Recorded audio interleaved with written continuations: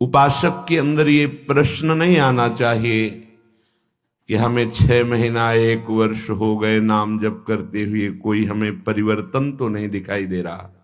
1 महीना अगर हम नाम जप कर रहे हैं या 1 वर्ष नाम जप कर रहे हैं तो ये सत चिंतन है। सत चिंतन कभी व्यर्थ नहीं होता।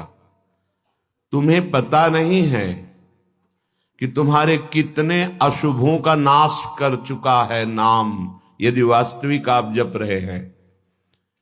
संचित कर्मों को पहले भस्म करता है नाम।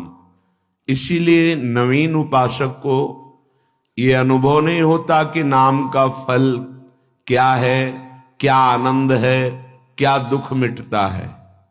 इसलिए प्रार्थना है आप अपने अज्ञान के कारण कहीं नाम जपना ना छोड़ दे कि जब से नाम शुरू किया हमें कोई लाभ नहीं दिखाई दे रहा, हमें नौकरी नहीं मिल रही, हमारा काम नहीं बन रहा, हमारे दुख नहीं मिट रहे और दुख बढ़ रहे हैं।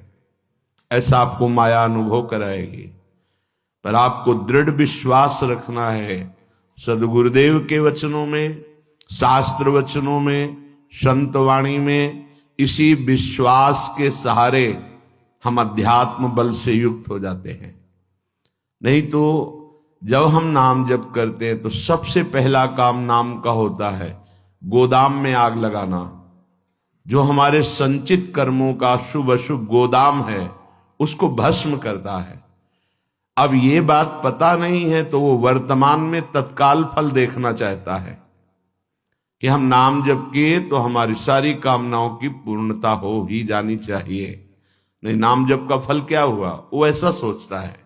पर ऐसा नहीं है।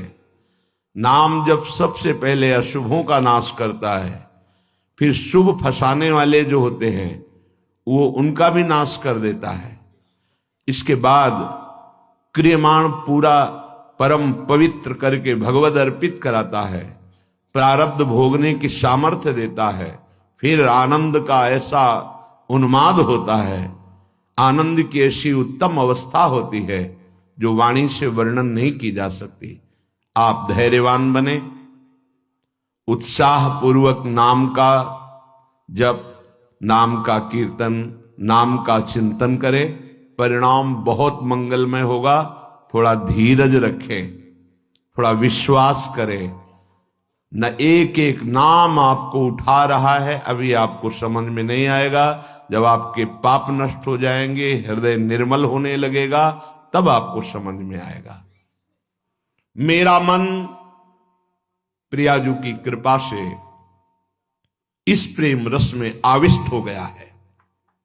अब मेरे लिए वृंदावन से उत्तम कोई नहीं, क्योंकि वृंदावन ने मुझे प्रियाजू प्रदान किया, प्रियाजू के चरणों का प्रेम प्रदान किया, राधा नाम प्रदान किया। अब किसी की कोई मर्यादा नहीं।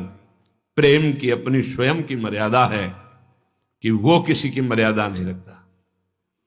अगर प्रेम का सही रूप कोई जानता है तो प्रभु श्री कृष्ण जानते हैं। इसलिए वो मर्यादा पुरुषोत्तम के रूप में जब अवतरित हुए तो एक एक मर्यादा का पालन।